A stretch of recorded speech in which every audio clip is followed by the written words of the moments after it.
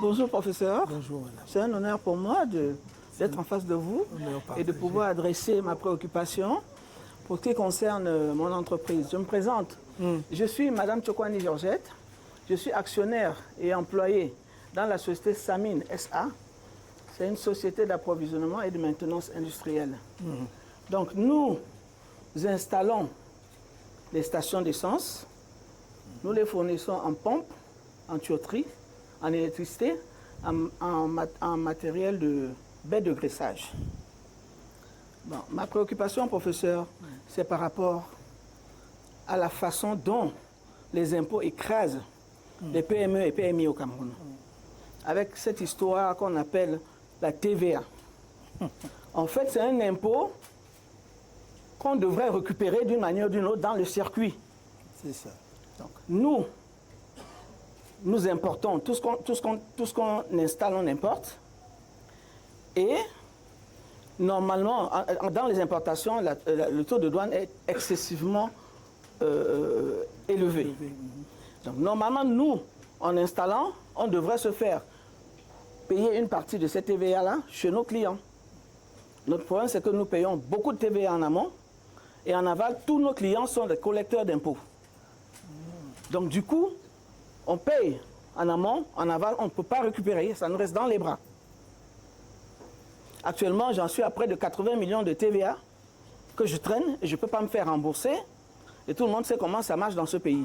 Quand tu demandes à te faire rembourser, quand bien même on a validé, il faut aller à Yaoundé et payer entre 10 et 30% pour se faire rembourser. Professeur, je ne sais pas comment est-ce que vous, dans votre vision, vous comptez résoudre ce problème. Est-ce qu'il n'existerait pas un mécanisme de compensation, genre, si on a validé ton crédit TVA, et si l'État n'a pas d'argent à te rembourser, que dans ta prochaine importation, qu'on puisse déduire tout simplement et que tu n'aies pas apporté encore, à payer encore, à continuer à payer indéfiniment. Ça paraît logique. Oui, ça c'est le point 1. Et le point 2, professeur, dans les marchés parapublics, il y a cette histoire de RNP, régulation de marché public, là. Donc, dans leur policy, quand tu fais un marché, ils te retiennent 10% de retenue de garantie qui te rembourse un an après la réalisation du marché. Est-ce que c'est normal? Ça fait que toute la marge que tu peux avoir rentre dans les frais financiers. 10%, c'est énorme. Attends, tu fais un marché, tu importes, tu payes la douane, tu te fais pas rembourser, et tu finances, tu installes, et tu attends un an pour récupérer tes 10%. C'est énorme. Alors, je ne sais pas comment est-ce que vous ferez pour nous aider, nous, les petites PME, PMI, pour sortir de cet engrenage. Voilà. Merci beaucoup, madame. Voilà pourquoi un tel échange est vraiment utile. Parce que, vous voyez, sur le premier point, en intervenant, vous avez indiqué vous-même une bonne piste de solution. Parce que si effectivement vous prélevez la TVA et que l'État doit vous reverser, parce que comme vous dites d'ailleurs à juste raison, la TVA est un impôt qui doit être supporté par le consommateur final. Donc quand on vous prélève, normalement, vous devez récupérer cela. Et on voit bien que dans les pays européens où on a mis ça, le mécanisme fonctionne à la perfection. Enfin, assez bien plutôt, parce qu'on ne peut pas pénaliser un opérateur économique en lui faisant débourser un argent qu'il ne peut pas récupérer par ailleurs. Donc, je considère, sous réserve d'autres réflexions et d'autres débats, d'autres idées, nous sommes ouverts, que déjà la piste que vous indiquez est une bonne piste. C'est-à-dire de dire, OK, nous réclamons une TVA à l'État. L'État ne peut pas, pour diverses raisons, nous payer tout de suite. À notre prochaine importation, on défalque ça sur notre facture. Ça me semble logique.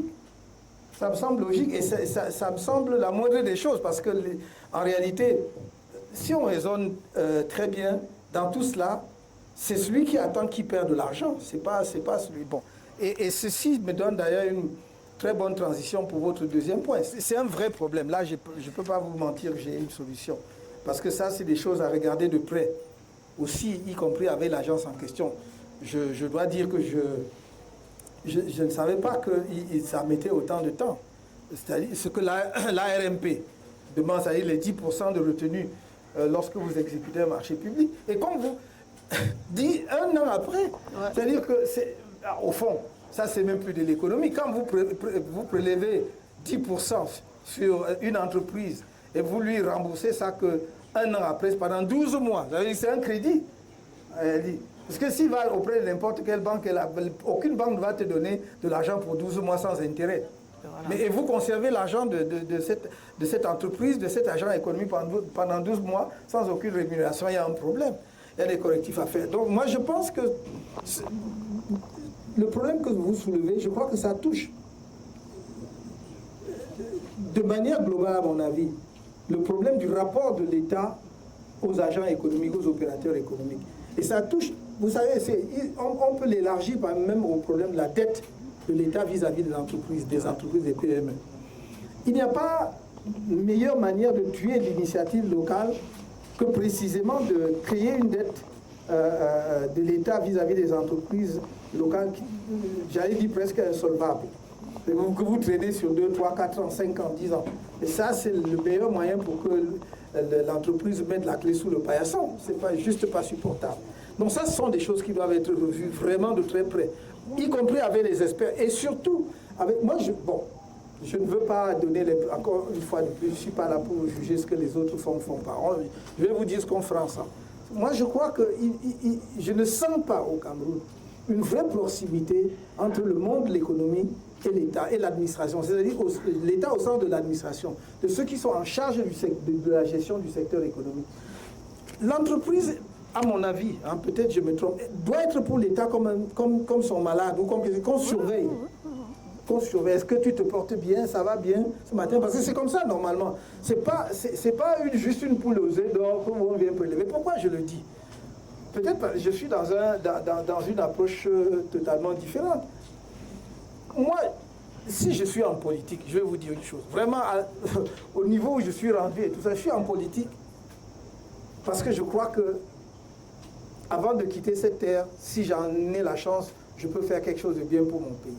Parmi ces quelque chose de bien, c'est de voir, je souffre de voir les jeunes qui meurent sur les routes de l'exil. Des jeunes qui à 30, 40 ans sont encore chez eux, qui sont sans avenir. Et pour moi, l'entreprise privée est le lieu où on crée l'emploi et la richesse. Donc par conséquent, je veille sur l'entreprise privée, non pas simplement pour l'intérêt de l'entrepreneur privé, parce que mon intérêt en tant que dirigeant, c'est qu'il crée de l'emploi et machin pour les jeunes. Voilà mon intérêt. Je vous dis, créez des emplois, payez les impôts, et vous serez dans un paradis au Cameroun. Moi, je n'ai pas de problème avec ça. Quand je viens à Douala, je ne viens pas vous dire quoi. Quand j'ai parlé de champions nationaux, vraiment, il faut que chacun de vous sorte d'ici avec la conviction que notre approche de l'économie, c'est que vous ne pouvez être que mieux demain. Vous ne pouvez être que mieux demain. Je ne cherche pas à créer une entreprise. Je ne veux pas construire les hôtels. Ce n'est pas mon problème. Je veux que demain, par exemple, celui qui est dans le domaine, je n'ai pas eu le temps de développer ça, dans le domaine de la filière, par exemple, du tourisme, donc, c'est-à-dire l'hôtellerie et tout cela, sache que je voudrais qu'il soit à la tête d'une chaîne d'hôtels. Voilà. Et non pas que, quand il a construit un hôtel, il a tellement souffert qu'il ne veut même plus recommencer. Vous voyez ce que je veux dire? Donc c'est ça la différence d'approche. Honnêtement, et sans forfanterie aucune, je veux dire, si c'est par rapport